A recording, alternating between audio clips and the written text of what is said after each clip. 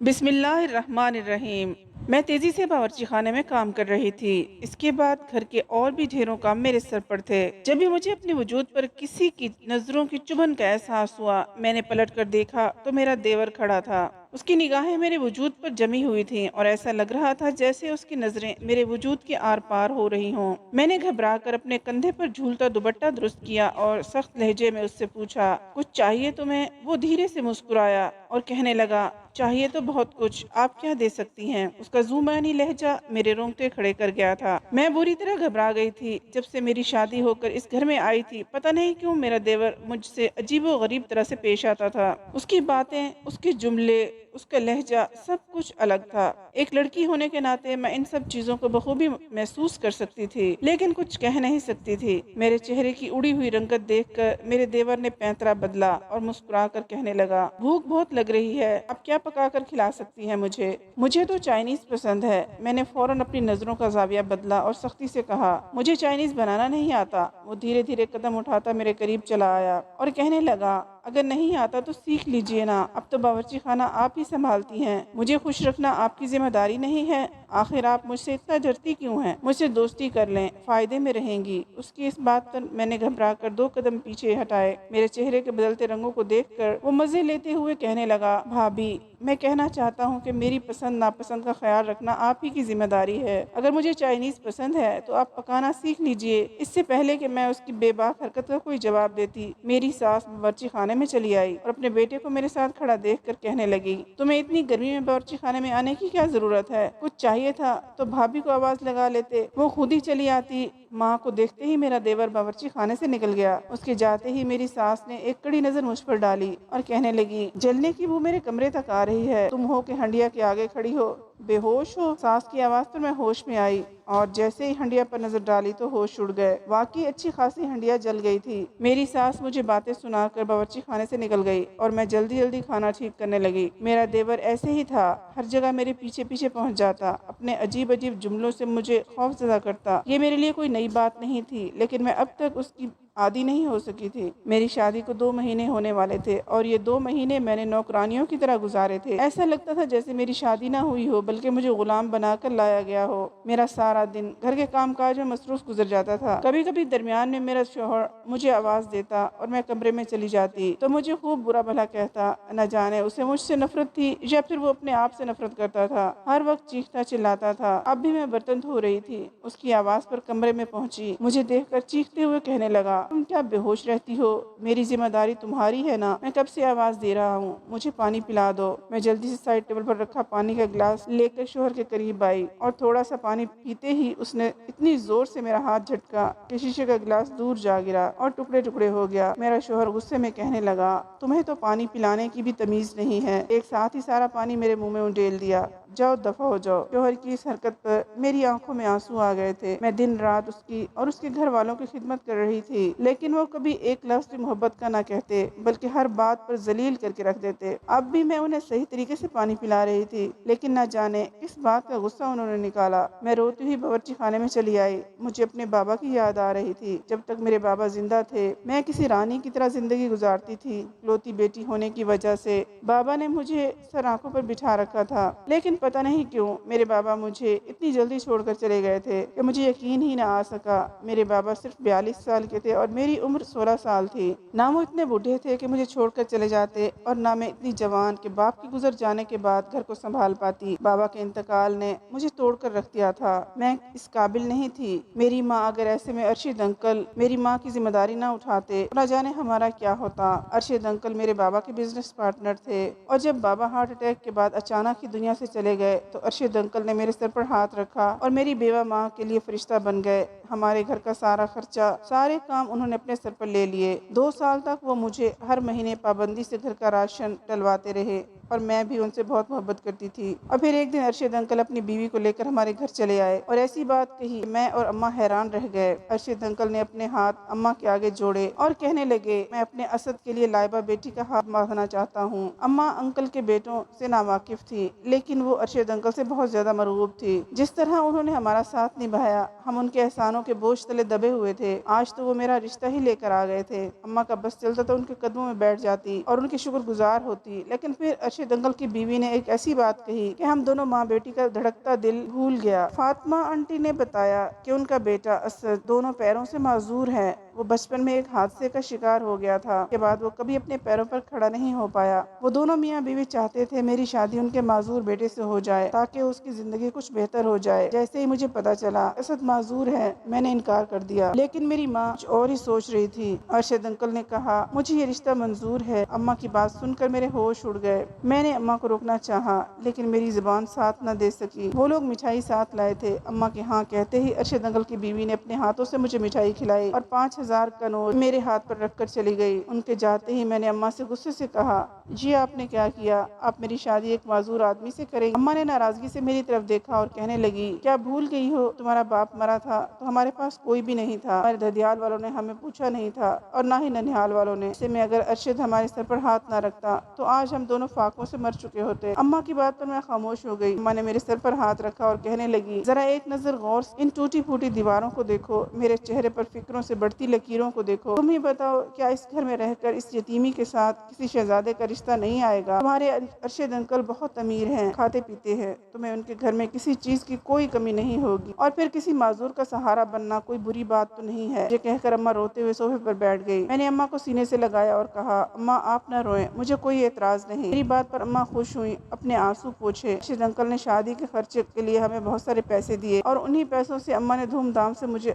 اسد کے ساتھ رخصت کر دیا۔ میں نے اس بات کے لیے اپنے دل کو راضی کر لیا کہ مجھے ساری زندگی ایک معذور شوہر کے ساتھ رہنا ہے اور اس کا سہارا بننا ہے۔ اس نکاح کے رشتے میں بندھی تھی، لیکن میرا یہ اطمینان شادی کی پہلی رات ہی اسد نے چھین لیا تھا۔ میں دلہن بنی کمرے میں بیٹھی تھی، اس کا بھائی حمزہ اسے ویل چیئر سمیت کمرے میں لایا اور میرے پاس بستر پر بٹھا دیا، لیکن جاتے جاتے حمزہ نے جن نظروں سے مجھے دیکھا تھا میری جان نکل گئی تھی۔ اس کی نظروں کی تپش میرا وجود برداشت نہیں کر پا رہا تھا اور میں نے گھبرا کر اپنے آپ کو گھونگھٹ میں چھپایا تھا۔ اور پھر اسد نے جو سلوک میرے ساتھ کیا، اس کے بعد تو میں کسی قابل نہ رہی۔ اسد نے بری طرح میرا گھونگھٹ کھینچا اور دور پھینک دیا اور پھر میری جیولری کو بھی کھینچ کھینچ کر میرے تن سے جدا کیا اور کہنے لگا جان بوجھ کر اتنا سج دھج کر آئی ہو، یہ بتانا چاہتی ہو کہ تم خوبصورت ہو، مکمل ہو اور میں تمہارے آگے کچھ بھی نہیں۔ تمہیں کیا لگتا ہے تم اپنی ان حرکتوں سے مجھے جلا کر راکھ کر دو؟ تم دیکھنا میں تمہارا وہ حشر کروں گا، تم بھول جاؤ گی کہ تم کتنی خوبصورت ہو۔ اسد کی حرکت پر میرا دل دہل کر رہ گیا۔ میں نے سوچا بھی نہیں تھا کہ مجھے ان کا ایسا ری ایکشن دیکھنے کو ملے گا کہ وہ میری تیاری کو دیکھ کر کچھ اور ہی سمجھ بیٹھے گا۔ میں انہیں ان کی کمتری کا احساس دلانا چاہتی ہوں۔ میں نے فوراً اسد کو سمجھانے کی کوشش کی ایسا کچھ بھی نہیں ہے، ہر دلہن اپنی شادی کے دن اتنا سجتی سنورتی ہے۔ میری بات پر اسد کھوکھلی ہنسی ہنستے ہوئے کہنے لگا ہر دلہن سجتی سنورتی ہے، لیکن ایک معذور آدمی کی دلہن ایسے تیار نہیں ہوتی۔ یہ سب تم نے جان بوجھ کر کیا ہے۔ مجھے تو سمجھ ہی نہیں آ رہا تھا میں کیسے اسد کو اپنی بات پر، اپنی نیت پر یقین دلاؤں۔ وہ ساری رات میں نے بہت بری طرح گزاری۔ وہ مجھ سے محبت نہیں کر رہے تھے بلکہ مجھے اذیت پہنچا رہے تھے۔ شادی کو لے کر جو تھوڑے بہت ارمان اور سپنے سجائے تھے، اسد کے رویے نے سب چکنا چور کر دیے۔ مجھے یقین ہو گیا تھا کہ اب میری ساری زندگی اس طرح گزرے گی۔ اس سے بھی زیادہ تکلیف مجھے اگلی صبح ہوئی جب میں نے ارشد انکل کا ایک نیا روپ دیکھا۔ میں صبح اٹھ کر اپنے کمرے سے باہر نکلی، ارشد انکل نے عجیب سی نظر مجھ پر ڈالی اور کہنے لگے بڑی دیر سے آئی ہو، کیا اپنے گھر میں اتنی دیر سے اٹھتی تھی؟ تمہاری ساس کب سے اکیلے باورچی خانے میں ناشتہ تیار کر رہی ہے، جاؤ جا کر تیزی سے ہاتھ بٹاؤ اور پھر دوپہر کا کھانا تم خود ہی تیار کرنا، تمہاری ساس اب بوڑھی ہو چکی ہے، ان کے آرام کے دن آ گئے ہیں۔ ارشد انکل کا لہجہ اتنا غلط تھا، مجھے خوف محسوس ہونے لگا۔ میں نے جلدی سے باورچی خانے کی طرف قدم بڑھائے، اپنی ساس کی مدد کروانے لگی۔ میری ساس چھوٹی چھوٹی بات پر مجھے باتیں سنا رہی اور میں ہکا بکا ان کے طعنوں کو برداشت کر رہی تھی۔ لگتا ہی نہیں تھا پھر وہی ارشد انکل اور آنٹی ہیں جو میرا رشتہ لے کر آئے تھے۔ اگر انہیں مجھ سے اتنی غریبی سے مسئلہ تھا تو وہ میرے گھر رشتہ لے کر ہی نہ آتے۔ دیکھتے ہی دیکھتے سارے گھر کی ذمہ داری میرے کاندھوں پر آ گئی۔ میری ساس نے اپنا بستر پکڑ لیا اور جو وہ ہٹی کھٹی تھی لیکن گھر کے کاموں کے لیے بوڑھی ہو گئی تھی۔ جیسے جیسے دن گزرنے لگے مجھے احساس ہونے لگا میرے شوہر کی نظروں میں میری کوئی حیثیت نہیں ہے۔ میرے ساس سسر مجھے بحیثیت نوکرانی کی حیثیت سے لائے تھے، وہ اپنے بیٹے کی ذمہ داری میرے کاندھوں پر ڈال کر اپنے بیٹے سے بھی دور ہو گئے تھے۔ گھر کے کاموں سے بھی سب کچھ میرے کمزور کاندھوں پر آ گیا تھا، لیکن جس سے بھی زیادہ پریشانی مجھے میرے دیور کے رویے سے ہوتی تھی۔ حمزہ کی نگاہیں، اس کے معنی خیز جملے مجھے نہ صرف پریشان کرتے بلکہ کبھی کبھار تو مجھے خوف ہوتا تھا کہیں وہ تنہائی میں کوئی ایسی ویسی حرکت نہ کر بیٹھے۔ اب ٹوٹے دل کے ساتھ باورچی خانے میں کھڑی چپکے چپکے آنسو بہا رہی تھی۔ اچانک مجھے اپنے کاندھے پر کسی کے ہاتھ کا دباؤ محسوس ہوا۔ جیسے ہی میں نے مڑ کر دیکھا میرا دیور حمزہ کھڑا تھا۔ ایک لمحے کے لیے میری ایک جان نکل گئی، کیونکہ رات کا 1 बज रहा था। उस वक्त भी मैं अपने शोहर हसन की बदतमीज़ी बर्दाश्त करके यहाँ आई, क्योंकि रात का 1 बज रहा था। इस वक्त भी मैं अपने शोहर असद बदतमीज़ी बर्दाश्त करके यहाँ आई थी। ऐसे में हमजा का मेरे साथ के इस पहर बावर्ची खाने में मौजूद होना मेरे दिल को दहला रहा था। मैं गुस्से में अपना हाथ उड़ाकर हमजा से कहा, मुझसे दूर रहा करो। लाइबा, एक दफा मेरी बात तो सुनो, मैं आपसे जरूरी बात करना चाहता हूँ। कहते ही हमजा ने मेरी कलाई पकड़ ली। पहले ही टूटी बिखरी हुई थी। हमजा की यह हरकत मुझसे बर्दाश्त न हुई। मैंने बिना सोचे समझे जोरदार चमाटा उसके मुंह पर दे मारा। मुझसे क्या बात करना चाहता था, उसके बाद एक न सुनी। रोते हुए बावर्ची खाने से अपने कमरे की तरफ भागी थी। कमरे में दाखिल होते ही मेरी नजर असद पर पड़ी और मुश्किल से उसकी नजर मुझ पर पड़ी। मैंने जल्दी जल्दी अपने आंसू पूछे, लेकिन मेरी हालत बहुत घबराई हुई थी और अब ये बात अपने शोहर से नहीं छुपाना चाहती थी कि उनका छोटा भाई मेरे साथ बदतमीजी करता है, और यही सोचकर पहले रोते हुए सबको बताया। हमजा ने बावर्ची खाने में आकर मेरा हाथ पकड़ लिया था। जाने इसका क्या इरादा था, मुझे उसकी नहीं मेरा इतना कहना था। असद ने नफरत से मेरी तरफ देखते हुए साइड पर धक्का दे दिया। मेरी तरफ बढ़ते हुए मुझे 3 लफ्ज तलाक सुना दिए। यूं तो अपने कानों पर मुझे यकीन नहीं आएगा। वो कह रहे थे कि तुम इस काबिल ही नहीं हमारे घर शादी हो।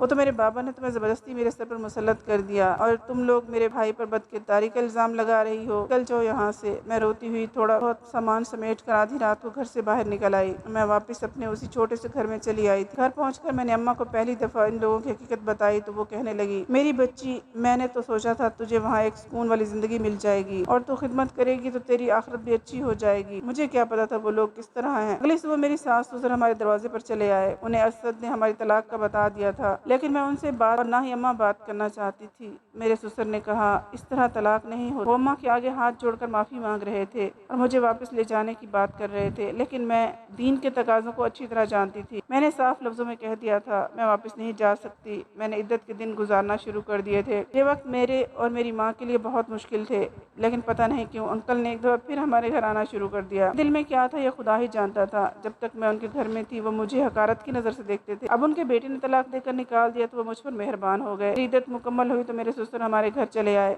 हाथ जोड़कर हमजा के लिए मेरा रिश्ता मांगने लगे। हमजा भी उनके साथ आया था। उसने अम्मा को यकीन दिलाया कि वो मुझे बहुत खुश रखेगा और अम्मा मेरी शादी उससे करवा दे। कभी कभी मैं सोचती हूँ कि इन अमीरों को न जाने गरीबों में इतनी दिलचस्पी क्यों पैदा हो जाती है। वो हमारे पीछे पड़े हैं, क्योंकि एक दफा फिर अम्मा उनकी बात मान गई थी। मेरी शादी हमजा से करने को राजी हो गई। इस दफा भी मेरा इनकार काम न आया और मैं अम्मा की मर्जी से दुल्हन बनकर हमजा के साथ फिर उसी घर पहुँच गई। शादी की रात मैं सर झुकाए बैठी थी। मेरा शौहर हमजा कमरे में आया। उसने मुझ पर एक ऐसा राज खोला, सुनकर मेरे रोंगटे खड़े हो गए। वो मेरे आगे हाथ जोड़कर बैठ गया और कहने लगा, अगर मुझे आपकी और असद भाई की शादी का इल्म होता तो मैं आपको पहले ही शादी के लिए रोकता। दरअसल आपके अब्बा को हार्ट अटैक नहीं हुआ था, बल्कि मेरे बाप ने पूरा कारोबार हथियाने की लालच में उन्हें कोई ऐसी दवा दी, उन्हें हार्ट अटैक आ गया था। लेकिन ये सब करके भी अब्बा को कोई फ़ायदा ना हुआ, क्योंकि कुछ कारोबार तो अब्बा को आसानी से मिल गया था, लेकिन बाकी आपके बाप की वसीयत के मुताबिक आपके नाम था। और फिर अब्बा ने सोचे समझे मंसूबे के तहत आपको असद भाई की बीवी बना दिया। लेकिन आपको इस घर लाने से पहले ही उन्होंने आपके खिलाफ भाई के दिल में वो कुछ डाला कि वो आपके हो ही न सके। इसीलिए मैं आपके इर्द गिर्द रहता था। मुझे डर था कि कहीं ये लोग मौका देखकर आपसे कोई दस्तखत न करवा लें। मैं आपसे दोस्ती करना चाहता था, आपको हकीकत बताना चाहता था, लेकिन आप बहुत ज़्यादा खौफजदा हो जाया करती थी और मैं अपने इरादे से फिर जाता। मुझे डर था आप मेरी बात पर यकीन करने की बजाय अगर ये बात मेरे बाप को बता देंगी तो मेरे लिए मुश्किल हो जाएगी। उस रात भी मैंने अब्बा को वकील से बात करते सुना। वो कागजात तैयार करवा चुके थे और अब आपका दस्तखत लेने वाले थे। इसलिए मैं आपके पीछे बावर्ची खाने में आया था कि आपको सच्चाई से आगाह कर दूं, लेकिन आपने बिना सोचे समझे मुझे थप्पड़ लगा दिया और भाई से तलाक लेकर चली गई। इस बात के बाद मुझे सुकून हो गया था कि अब आप अब्बा के हक में नहीं जाएगा। लेकिन इस वक्त मेरे होश उड़े जब अम्मा ने एक नया मंसूबा बनाया और फैसला किया कि मुझसे आपसे हमदर्दी का इजहार करेंगी और किसी न किसी बहाने दस्तखत करवा लेंगी। जब मैंने यह सुना तो खुद ही जानबूझकर आपसे शादी की बात अब्बा के सामने की। अब्बा से कहा, मैं आपसे शादी करके जायदाद अब्बा के हवाले कर दूंगा, और अब्बा मान गए। लेकिन दरअसल मैं आपको इज़्ज़त और तहफ़्फ़ुज़ देना चाहता था। मेरे दिल में खौफ खुदा है और मैं नहीं चाहता था कि किसी यतीम का माल मेरा बाप हड़प कर जज़ा भुगतनी पड़े। मैं जल्दी आपको इस घर से लेकर अलग, बहुत अच्छी नौकरी है, किसी चीज़ की कोई कमी नहीं है, आपकी जायदाद आपकी है, आप उसके साथ जो चाहे करें, लेकिन मेरे बाप के हवाले ना कीजिएगा। हमजा की बातों ने मेरी जान निकाल दी थी। साथ ही मैं खुदा की शुक्रगुजार थी कि उसने हमजा जैसे मुखलिस शख्स को मेरी ज़िंदगी में डाल दिया था। हमजा के अब्बा बहुत दिनों तक दबाव डालते रहे कि मुझसे कागजात पर दस्तखत करवा लें, لیکن حمزہ نے انکار کر دیا اور مجھے لے کر الگ ہو گیا۔ میں اور حمزہ اور میری ماں ایک گھر میں سکون کی زندگی گزار اور اس کے ماں باپ اپنے معذور بیٹے کے ساتھ کاروبار کا جو حصہ ان کے نام پر تھا وہ سارے کا سارا ڈوب چکا تھا۔ ان کے حالات بہت زیادہ خراب ہو چکے تھے۔ کبھی کبھار مجھے لگتا ہے کہ سب ان کی لالچ کا نتیجہ ہے۔ تو خوشیوں کے دیے روشن ہو چکے ہیں اور بہت دیر بعد ہی صحیح، لیکن میری زندگی اب پوری طرح خوشیوں بھری ہے۔ حمزہ جیسے ساتھی کا ساتھ مل جانا واقعی خدا کی ایک بہت بڑی نعمت۔ میں حاملہ بھی ہوں۔ آپ لوگوں سے درخواست ہے کہ میرے اچھے مستقبل کے لیے دعا کریں۔ تو اگر آپ کو ہماری یہ ویڈیو پسند آئی ہے تو اس کو لائک ضرور کیجئے اور اس کو شیئر کر دیجئے گا۔ اور ہاں، اگر آپ نے ابھی تک ہمارا چینل سبسکرائب نہیں کیا تو کر دیجئے۔ اللہ حافظ۔